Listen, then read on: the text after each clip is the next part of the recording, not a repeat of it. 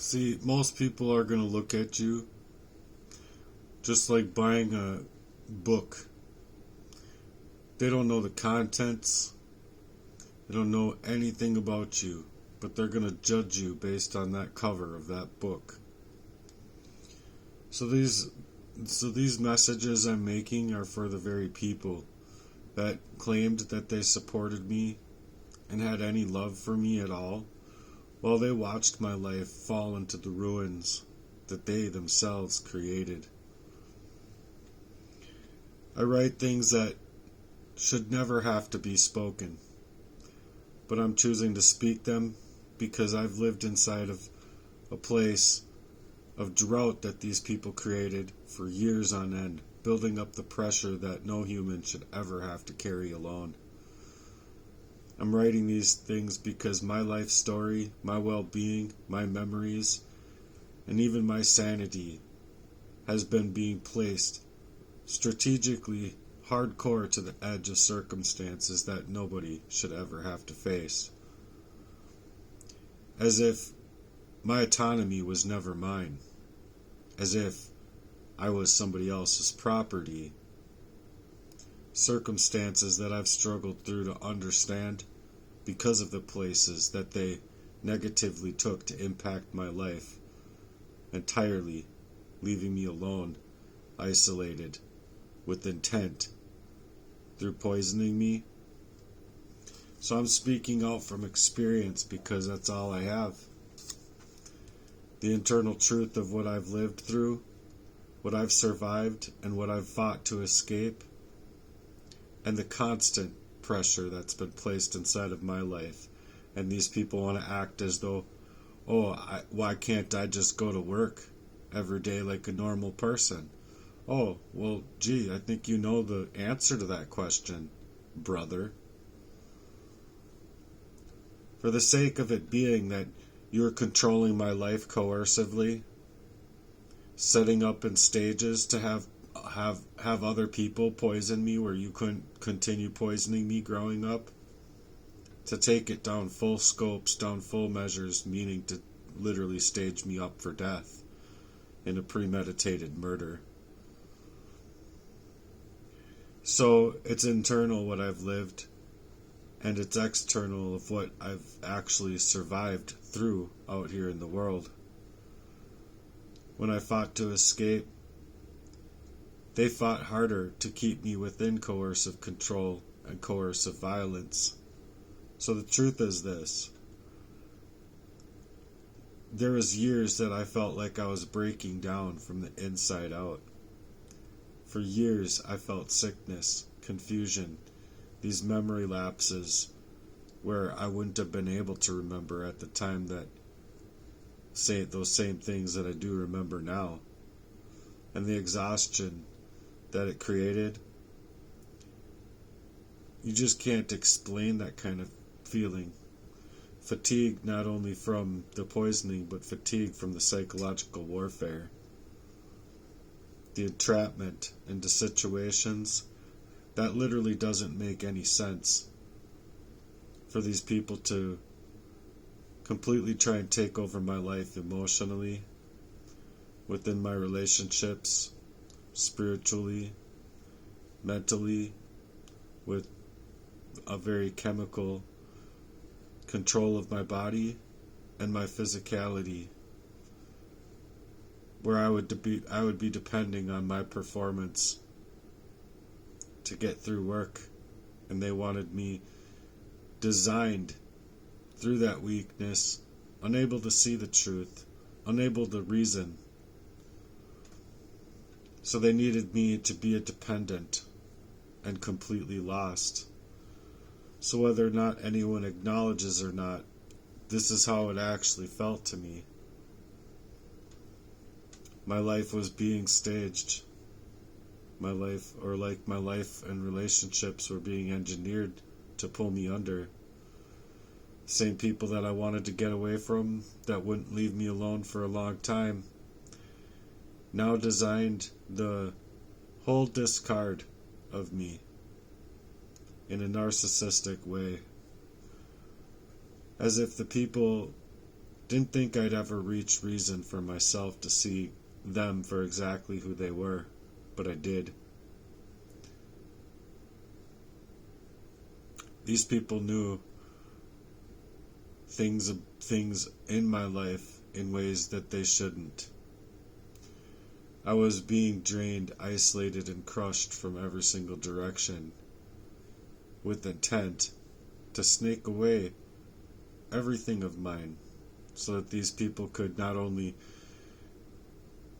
be within my circle of entrusted friends, just like Jesse was, while hacking me, poisoning me into needing the help from a friend or from somebody. And who do you go to? You end up going to the perpetrators, the same people that are causing you all of this harm. So I was being drained completely inside of patterns that repeated, unmistakable patterns that no one else would want to talk about or acknowledge. And especially now, they don't have the audacity to even face me. So when I finally started to see these patterns for what they were, and when I finally got enough clarity to say, something's wrong with you, something's wrong with what you're doing here, and calling them out, it was the same time that my sunlight had finally hit my body in a way that let me breathe again down to my cellular level, and I started having floods of memories all the way back to being a child, literally like seeing your life flash before your eyes, down to the ground, pulling over on the side of the road even, and I never thought it was even possible to puke and cry with everything that was just profusely going through me. So no one person actually showed up for me. No, the only thing that they did was delegate the factors of which they were to be in my life in the first place. Not a single stage inside of my life was there ever love in that fashion from these people that poisoned me with an intent. Not a single one. So the people that should have been there and asked what happened to you, instead of asking what's wrong, maybe people should help me investigate. And maybe these police officers should actually take seriously the many reports that I've been making, instead of just suggesting that it was something that I was going through alone, ignoring it, minimizing it, the same way that these perpetrators of the crime did, acting like I'm supposed to be able to explain the impossible while I was still crawling through it. The truth is I understand what happened to me now, and coming out of it, I didn't necessarily have the words to suggest to the monstrosity of it, but I try very hard. Because I'm now able to have clarity and awareness that I didn't have before, where it was completely washed out of me by the poisons. So after I was fighting for my life, I was fighting for comfort, for love, and for something true, not their denial and distance and further pushing me off as though they absolutely couldn't now, because that's what was being made very clear to me, is that they needed to deflect from the truth. So I'm not writing this because I need to call these people out. I'm writing this because I needed to know the truth for myself and be able to name the crime for exactly what it was, regardless of where it was coming from. But I'm also writing this to show people the reality of my experience because of what I've lived through It felt like an absolute warfare, covert, psychological, spiritual, emotional, physical, and using my relationships to gain their means to an end, to end me. So what I've survived was intentional. Even if I couldn't see all of the mechanisms behind it at the time, it wanted to make me weak, and it wanted to take my fatigue, leave me lost, leave me dependent, and they needed me gone. So they used that same weakness and the delegated dependency to as well be able to coercively create the violence within my life, to intentionally put me into a fog without any intention of ever pulling me up. Whenever anyone did, including my own brother's wife, suggesting that she was going to be here for me, she can't even call me. So I call that gatekeeping.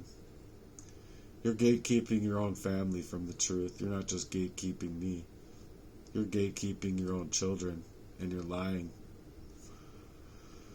So when I stopped taking the drinks from people, I stopped taking the food from people, I stopped taking any water or coffee from these people, that's when I could start to feel the sunlight come back into my body. And I couldn't explain it at the same time, but it was within just a short couple of weeks where I would be crying up around corners, knowing far well that these people were doing this to me. And I couldn't handle it. The reason I couldn't handle it is because I had love for them, where I was starting to figure out and know these people just never had love for me.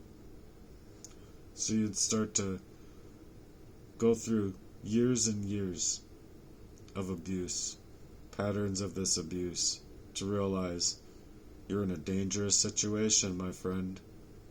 You have to get away from these people, and you have to never let your guard down, because once my body started changing, my clarity came back, my memories resurfaced, and that light I could feel again come back into my body. And I wanted to move inside of a way that would really change this world when it comes to abuse. So I worked on that too. I learned coding.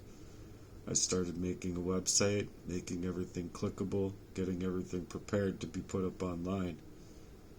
But the most painful part is that these people hacked me. They took away everything from me, so they knew my next moves. So layer by layer, in that fashion, they as well were able to poison me up a couple more times. And so through that, I realized really quickly that I couldn't use my computer for that reason. I started writing things down. I started bringing a notebook around with me to write things down, because I needed those memories. So that was the most painful place that I was in, is knowing that these people were not only trying to prevent me from living my own life, but they're trying to prevent me from having my own mind, to even be able to see clearly, to reason through what they were doing to me. And this was day in and day out, month in, month out, year in and year out. So these people should not have done what they did. They should not have pretentiously cared about me when they couldn't care, and they couldn't even pretend anymore that they ever did. They can go ahead and make up stories about scenes where they can tell people that they cared about me, but I can definitely put anything that they put in front of me as far as like, this is what I did to care about you, and this is how you're going to treat me. Yes. The answer is yes, because it's things like that Metamucil and him being angry that I didn't take it all. Yeah, you're angry because you put something in that was to literally block me up so that I wouldn't be able to go to the bathroom and my heart would stop and pop. So do I not have the right to call you, brother, a bitch for doing what you did to your own little brother? I have every single right. So they were treating me as if I was just their property. Like I was the problem, not a person. I was never treated like a real brother. I was treated more like an inconvenience and something that they could be fighting me from with whatever they would say underneath their breath. So I've held jobs down longer than most people would under the circumstances I was living through. So for him to come against me about, oh, how is it that so and so can work their jobs and pay their bills, but this person can't? Well, it's because you needed to plan for these events to happen in my life, to where you dumb fuck know well why I can't. Not to mention the coercive control, but the coercive violence that comes from trying to even get help. So I've survived things that most people wouldn't survive in a week or a month, and I've been living it all throughout my life. I've endured conditions that literally broke through these chapters inside of my life that would tear any person apart. And when things like this do happen and they can't understand it, oftentimes the victim does end up getting placed inside of a mental constraint, per se, because of their inability to see through it. And so with them not being able to get the love that they deserve, without them not being able to get the help that they deserve, yeah, oftentimes these people do end up taking their lives. So I still want to build for those, to start to rebuild and restart and recover and heal.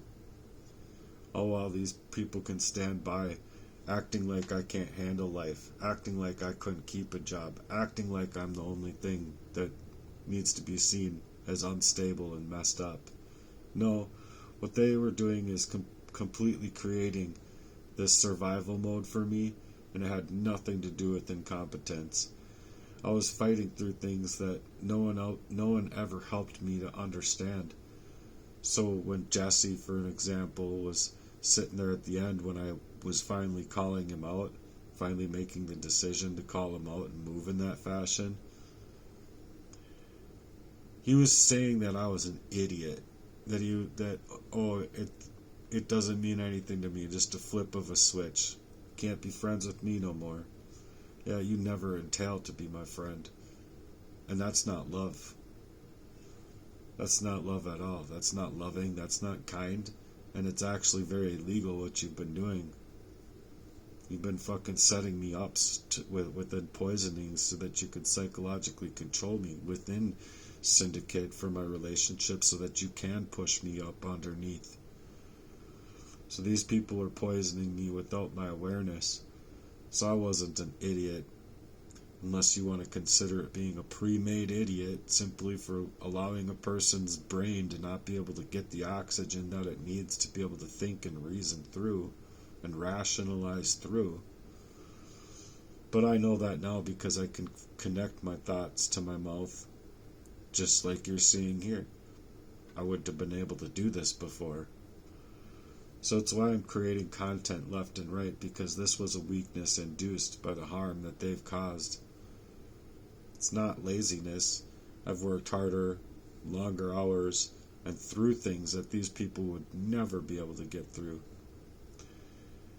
So it's survival under the paralysis, basically, because I needed a world around me that actually cared, not claimed to care.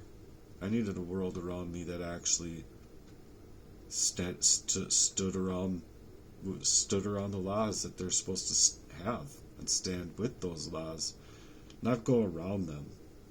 So if something happens to me, I didn't get a chance to live a normal life, and I want people to know that I didn't get a fair chance.